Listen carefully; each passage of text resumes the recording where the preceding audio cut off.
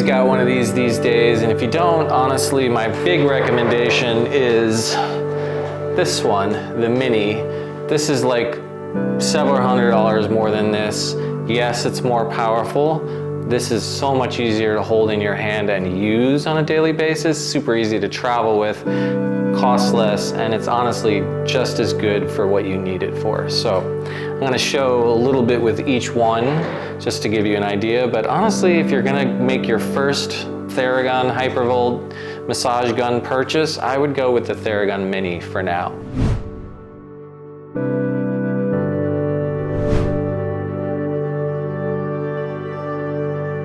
So I'm going to show some self moves with this and explain a little bit about where the safe zones are, how you can use it for your own aches and pains. I'm going to start with sitting position stuff, and then I'm going to do some stuff on my hips and feet lying down. All right, so the first area that I think is easy to get at and is relatively safe is the top of your pec major, right under the collarbone. This area, you can get pec major, you can get pec minor. You can also get some of the anterior neck, even though you're not directly working on it, because the vibrations will come right up into your neck. And so I tend to prefer holding these guns more like this. And you can basically find your sternum right here and your collarbone and come just the outside of that, and there's the fan sound, right? So that'll be fun. I'm gonna talk and I'm gonna sound like I'm talking right into a fan. But basically I can run back and forth between here and here. Nice and easy, it doesn't have to be a lot. And honestly, I can feel the vibrations all the way up into my head. So if you're getting headaches or jaw clenching or neck pain, this will help a lot with that without directly working on there, which isn't really safe with these guns. So next, if you're doing a lot of lifting and your biceps are a little bit mangled, you can do a line straight down the bicep tendon and right down the bicep.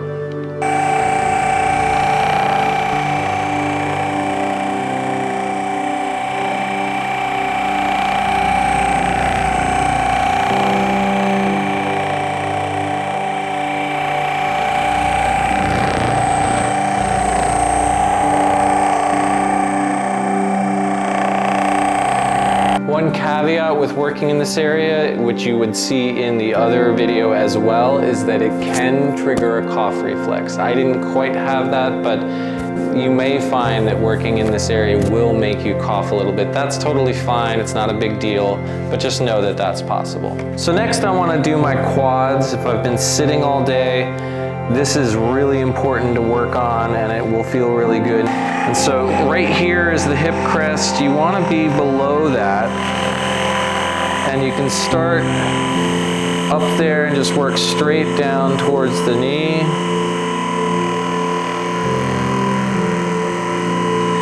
And like I said in the other video, as long as you're going slow and moving evenly, it's pretty safe to work the entire top of the leg here.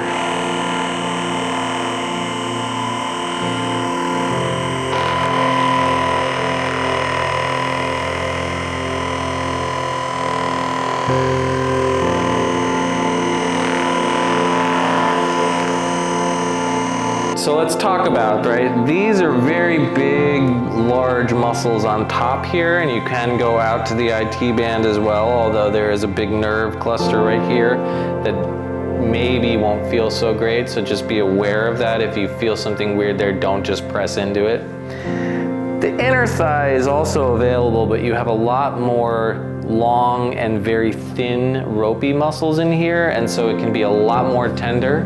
There's nothing really major to avoid or worry about as long as you stay sort of like the lower 2/3 of the thigh. Obviously, as you get up towards the genitals, you don't really want to be doing that, and it can get a little dangerous.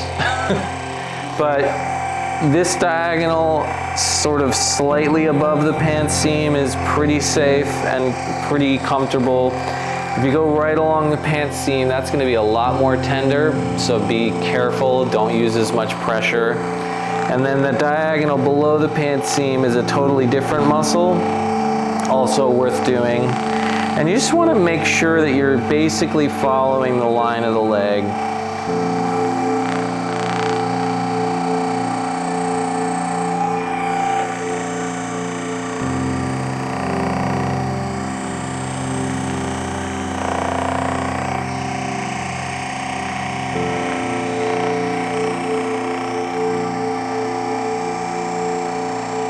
So next, I really love, and I love doing this for my wife as well. She loves it when I work on her feet, but you can also work on your own feet.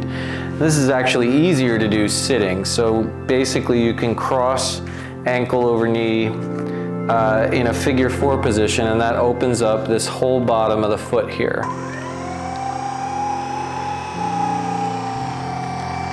You want to stay above the heel and slightly below the balls of the feet. And so this whole zone from about here to there is totally safe, but anything above or below that is not really getting anything worth getting, and it might be painful.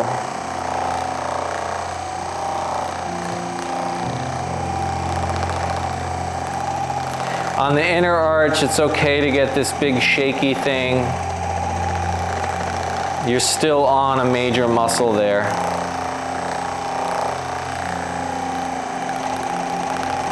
All right, so one of my favorite places, because I have low back pain and some hip pain, is to work right into this area of the hip. And so I want to sort of talk about where the safe zones are and where the muscles are.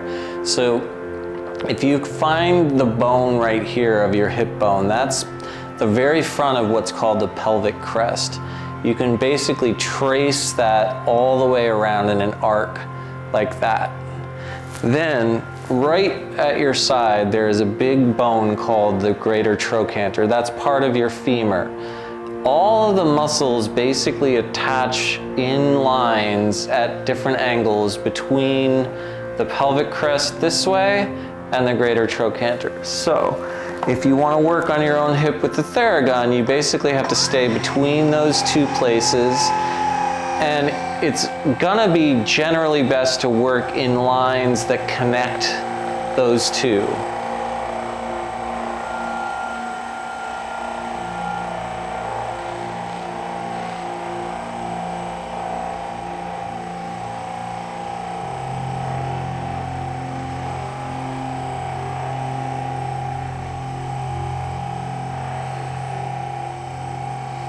If you find something that feels juicy and you want to, you can just hang out on a really tight spot. And you can probably get away with moving across the muscle bellies, but not if you use a lot of pressure. So it really still makes the most sense to work in lines between the pelvic crest and the greater trochanter.